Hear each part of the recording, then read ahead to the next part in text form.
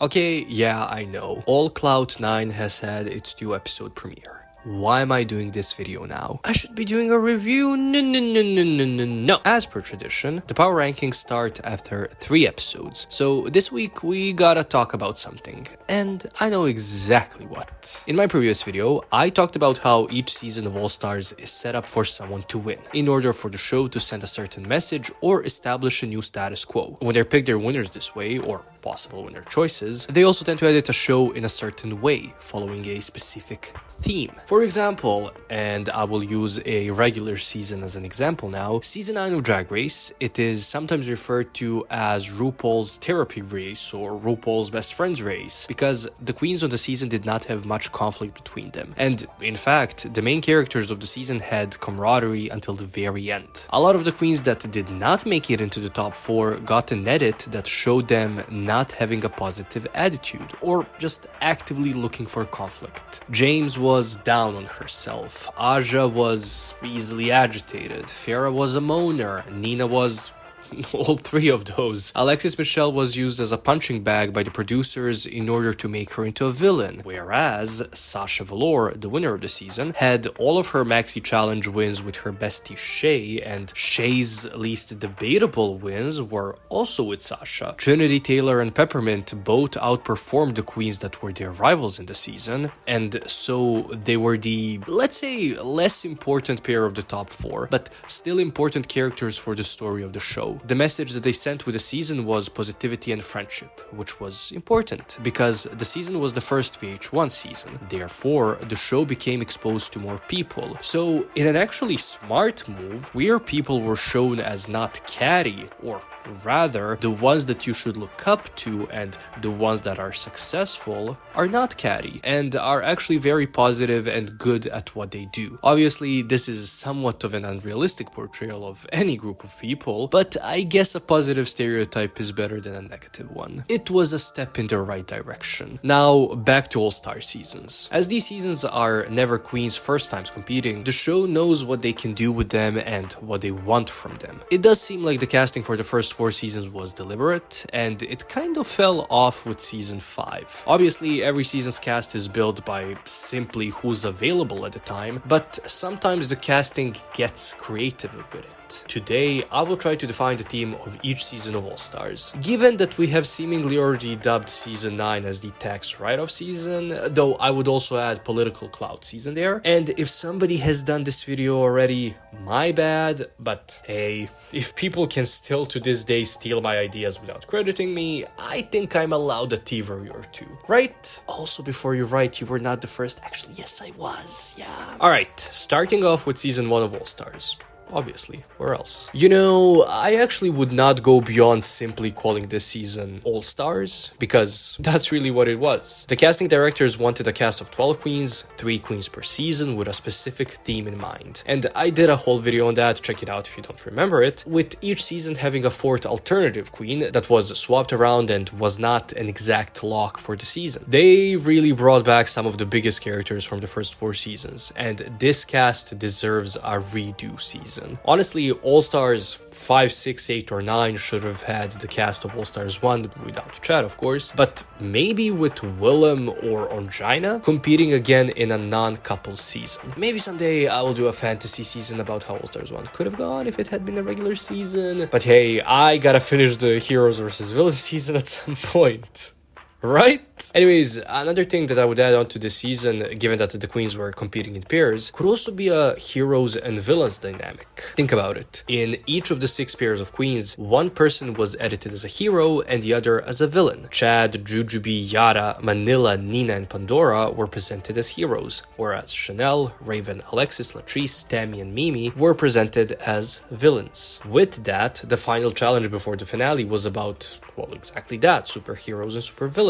With the popularity of season 4's edit, they probably wanted to give Chad a heroic win over the villainous Raven, to have the fans yet again happy with the outcome. Thus, season 1 of All Stars, I'm going to dub All Stars 1, Heroes and Villains. Season 2 of All Stars is easy, this is the second chances season. I will be borrowing some of these teams and team names from Survivor. Every single queen on the cast of this season could have won their season, season in different degrees of possibility and with just minimal tweaking of the season. So Alaska, Roxy, Ginger, Adore, and Fifi were literally in their season's finales. Katya was season 7's robbed goddess in the eyes of the fans. Alyssa and Coco were too focused on their own rivalry on season 5 to actually give it their best shot. And Detox was almost in the finale of season 5, as was Tatiana for season 2. Tatiana, I think, actually has a stronger case here than Detox, because season 2 storyline was about a young queen stepping up her game throughout the competition and going from a snotty kid to a polished adult by the end of it, beating the season's main villain in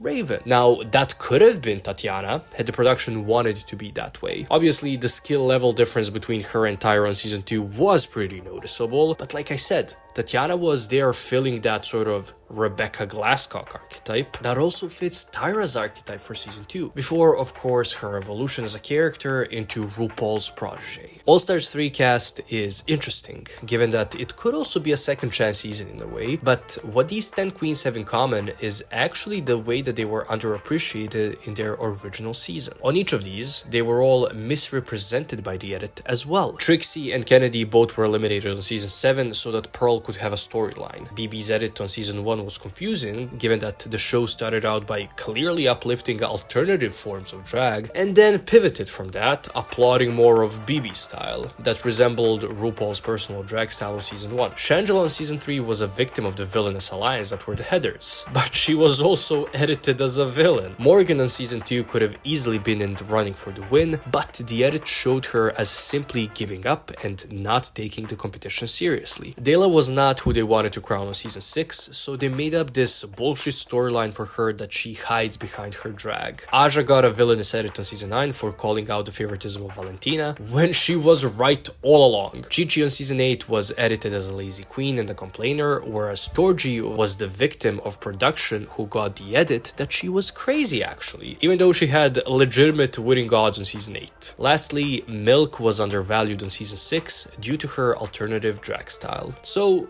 let's call this All Stars 3 Victims of the Edit.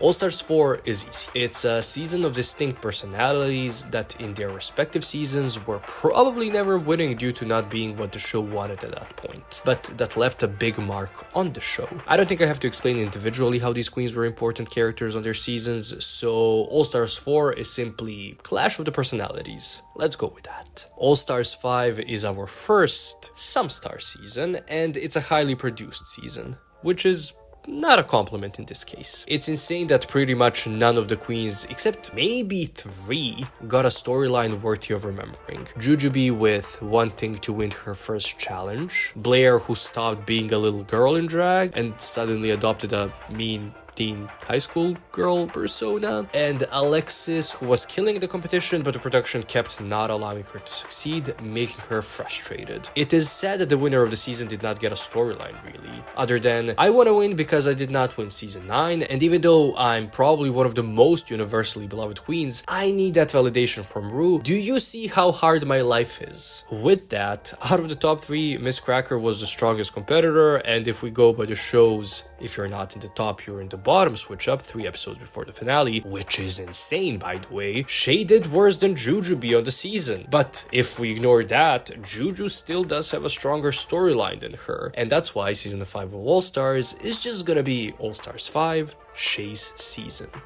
Season 6 of All Stars cast is comprised of queens that were in one way or another screwed over by Ru. And now, with them on the season, he's going to rehabilitate his image and show that, no, he's not transphobic, and the show does not make it systematically harder for plus-size queens to win. And also, no, he did not use these queens' pain as a way to make himself richer, but then ignore them afterwards. The former would apply to Kylie, the winner of the season, Eureka, Ginger, Silky, and Jiggly. The rest of the queens were screwed over and used by the show in an unethical way. Raja and Akira were punished for wanting a fair competition on their season, Trinity kept feeling like she was not seen by the judges, Pandora, I mean, no challenge wins across 3 seasons where she really should have had at least 1 win. Jan, who was a punching bag on season 12, and as was Scarlett on season 11. Rue and the show just never really got how fantastic Yara is, and they worked her to the point of her losing it during her lip sync against Alexis on season 3. And listen, I know it's a joke to make fun of Serena Chacha, but the bullying she endured by the queens on season 5 and by the fans is horrible. If somebody annoys you, just look and walk away. Thus, this season is All-Star 6, a rehabilitation of RuPaul's public persona season. Season 7, the Some Winners season, was, as I mentioned in my previous video, there to show you that these New Era winners and All-Stars winners not only can hang with the old school winners, but that they're, in fact, better than them at modern Drag Race. And then, even with a 2 against 6 disadvantage, Raja and Jinkx smoked the competition, no pun intended, and were the 2 winners by the end. So, this is All-Stars 7, Winners at War. Season 8 kind of follows the same pattern as All-Stars 5. Most queens on the season did not do much there, and I'm not saying this as something against the queens and how they performed, but rather against the production. To make a long story short, I put a whole bag of jelly beans up my ass. Wait, not that. This season is simply All-Stars 8, Jimbo's season. And that's it. That's the video. Are there any of these that you would change? Maybe do you have any better ideas? Drop them in the comments, and I will see you next week for the power rankings. Thanks for watching.